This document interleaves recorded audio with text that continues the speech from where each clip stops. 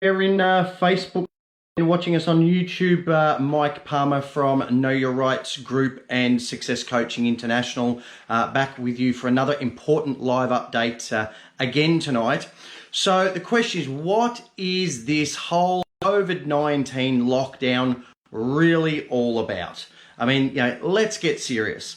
Okay, no matter what you believe about the whether it's better or worse than the flu, which everyone seems to keep comparing it to, you would have to agree, no matter what your position is, okay, that hundreds of thousands of people die of the flu every year. So where are those standard normal flu deaths being recorded? Okay, has COVID-19 cured the flu? I mean, it's crazy. And what's happened to all the heart attacks? Okay, what's happened to all the lung cancers? What's happened to all the, the general cancer deaths? I mean, deaths from all these other causes seem to have just, fallen off the cliff since this, wonderful COVID-19 came along. Is this the cure for all other illnesses? Or is it possible that every death is being counted as a COVID-19 death so they can bump up their figures, keep us all in fear and keep us all locked down? I think you can probably figure that one out for yourselves. Okay, this is not about our health and well-being. Okay, this is about control. Now, thankfully, not that I put any faith in it, but I know, sadly, unfortunately, a lot of people who are watching these live videos, or who pass these videos on to their friends and families, do still put a lot of weight in the mainstream media. So I'm going to go where I never go, but just to prove a point, I'm even going to go to the mainstream media tonight. Now, this is straight out of the Australian newspaper, okay? It's a well-known newspaper, the Australian newspaper. And as it says, we may be overreacting to an unremarkable coronavirus. This is the title of the article. You can do a Google search. You can find it for yourselves and read it. I'm not making this up. It says, perhaps a hysteria has gripped the nation at extraordinary cost when we're telling each other to take special care over a disease that in 3 months has killed about 60 people. In the main, quite unwell elderly people. Now, does every death matter? Yes, of course it matters. But with all due respect, those people were going to die anyway. People die every day. It's sad, it's unfortunate, and all the rest of it. But this is nothing special. This is nothing significant.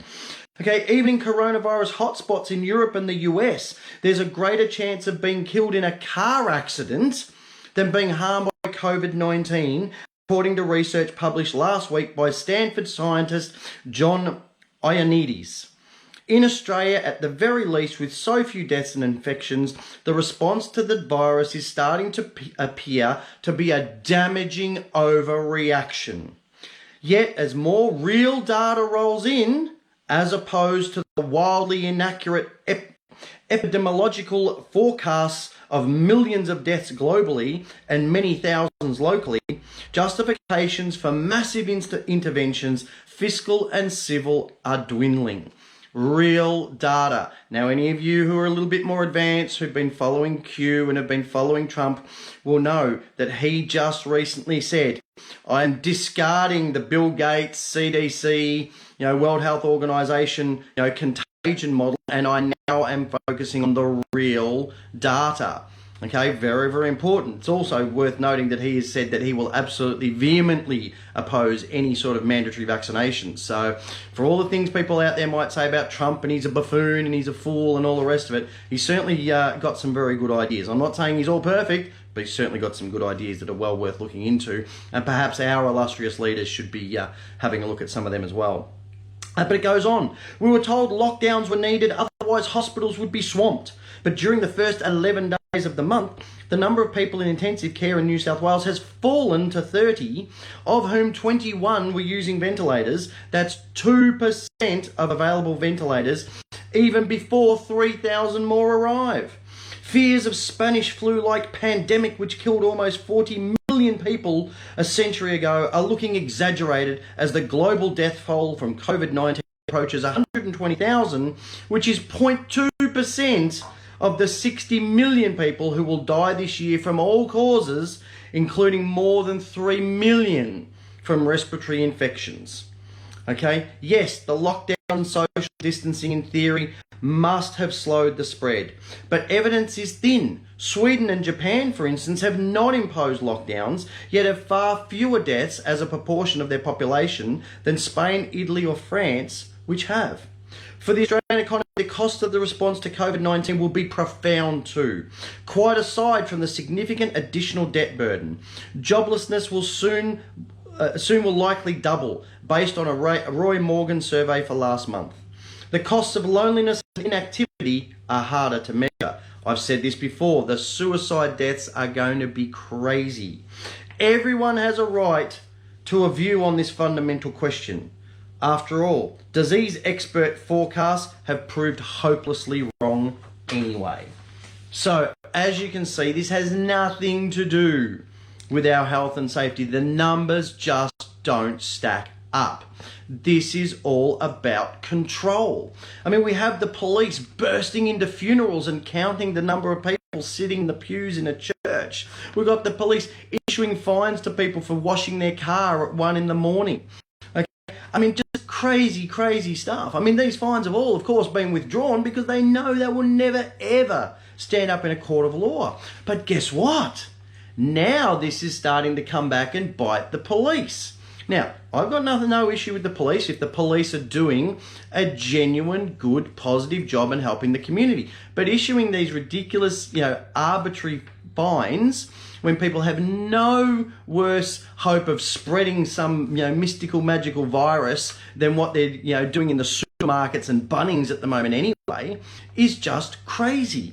Okay? Now, this is straight out of your mainstream media. So for those of you who are passing this on to friends and family that say, oh, you've got a tinfoil hat on, straight out of The Age, okay? One of the biggest publications you can get. COVID-19 lockdown fines eroding public confidence, top cop warns. One of the state's most senior policemen told officers that inconsistency and a lack of discretion in the enforcement of lockdown laws is eroding public confidence in Victoria Police. No shit, Sherlock. Okay. Commissioner Shane Patton urged police to issue fines for only the most blatant and deliberate breaches of the state's lockdown regulations. Police have reversed a series of fines in recent days as officers and the public come to terms with extraordinary and unprecedented Stage 3 restrictions. They go on to talk about the lack of discretion, and it says that erodes public confidence in Victoria Police and undermines the great work being done by our people across this state. Well, look, I don't know that I'd go that far, but hey, let's give them a leeway. Let's see if they can hang themselves. Okay, but here's the thing. Police are humans too. Okay, they're men and women just like us. Okay, and most of them know in their heart that they didn't sign up for this rubbish. Okay, they didn't sign up to be glorified tax collectors for the government, raising revenue at every opportunity. That's not what most of them, some of them, sure, they're, got ego problems, but not most of them. Okay, they signed up because they genuinely wanted to help make a difference. And they know that this is a load of rubbish. So I would urge all police officers, all court, our live stream got there, someone didn't want this message getting out there. So what I was saying back about the police is I would urge all law enforcement people, sheriffs, police, court staff, go and watch on YouTube a very powerful video called Message to Police. Okay, it's by Josie the Outlaw, and it's a really clear, concise message that all policy enforcers at whatever level they're at need to go and watch. Because just falling back on the whole, we're just doing what we're told, didn't work in the Nuremberg trials, and it's not going to work when all of this comes to pass either. Certainly not when people are waking up and learning about their rights, which is exactly what's going on now, and that is absolutely fantastic. Okay, because I've said this before, that these fines will never, except in the most extreme examples, see the light of a courtroom. And if they do, they will be instantly dismissed, because anyone who knows about their rights knows that the police have no lawful power or authority to issue these fines. Okay, we covered that on last night's show. We explained the one question that you need to ask.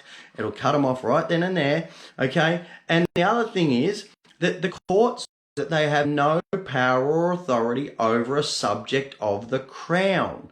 Okay, now if you don't know what that's all about, please go to our website, knowyourrightsgroup.com.au, and just have a look, do a little bit of research there. Because again, it's such a powerful phrase that everybody needs to know. So this is the beauty of it, that people are really starting to wake up and really start to get the message. Now, I did a video. I'm not going to go into the ins and outs of it. If you want to learn some things about your rights, just look up on YouTube. It's called "Maybe This Will Get the Message Across." Okay, that was one of the last videos that I did, and it seems to be quite popular. So lots of little things that people had no idea about, regarding the lawfulness of the ATO, regarding the truth about your driver's license and registration, the truth about bank loans, things like that. So plenty of information on that YouTube video. Otherwise, you can just go to the websites and have a look. I'm not going to hold any books up tonight or anything like that. Just go have a look, figure it out for yourselves. There's plenty of info out there. But the key is that people are starting to do a lot of research. People are looking up what's the truth about 5G. What's this about mandatory vaccinations? What can we do about mandatory vaccinations? They're asking all these questions. What's this COVID-19, really all about? People are doing further research. The Great Australian Party's had a huge influx of interest.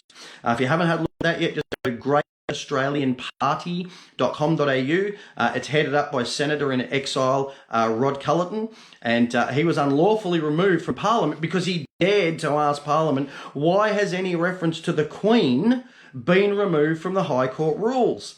Okay, again, if you don't know the backstory to that, go and have a look. I mean, we have been subjected to this insane private law for so long, and most people haven't even got a clue.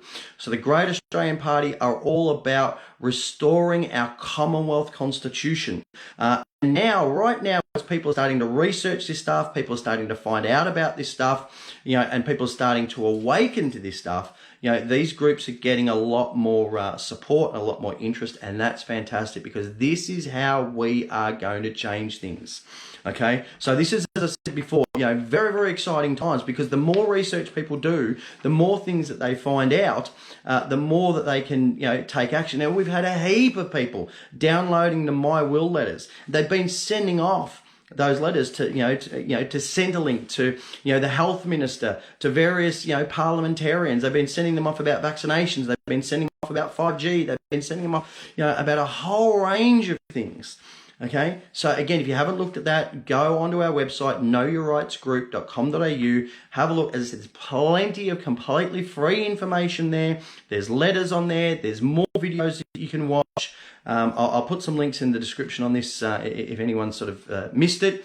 But the key for this time right now, while we're all in lockdown, is use this time wisely. Inform yourself. Educate yourself, learn this stuff, and then just start taking action, whatever that action may be. Now, I have been absolutely bombarded with questions, with phone calls, with text messages, with emails, with Facebook Messenger requests, with comments on the Facebook videos, with comments on the YouTube videos, and I just simply can't keep up. Okay, I get it time and now and again to have a quick glance over them, and I genuinely, honestly do appreciate all the feedback and all the support, but I can't respond to everybody individually. But what I have noticed is there's been a train of thoughts, there's been a train of specific questions. So what I'm going to do is this Friday night, probably at 8:30 or so, I'm going to go live again, and what I'm going to dedicate that video to answering all your questions, the most popular questions that we get. Okay, so if you've got any questions that you want answered on that video, just shoot us an email. That's the only way I'm going to get them. And to be sure to get them, so info@knowyourrightsgroup.com.au, and I'll tally them all up between now and Friday, and I'll do a video that answers everybody's most popular questions. In the meantime, if you want to go and start searching for some answers, jump on our website, as I said, knowyourrightsgroup.com.au, have a look around, and I'll talk to you all again on Friday night. Until then, stay safe.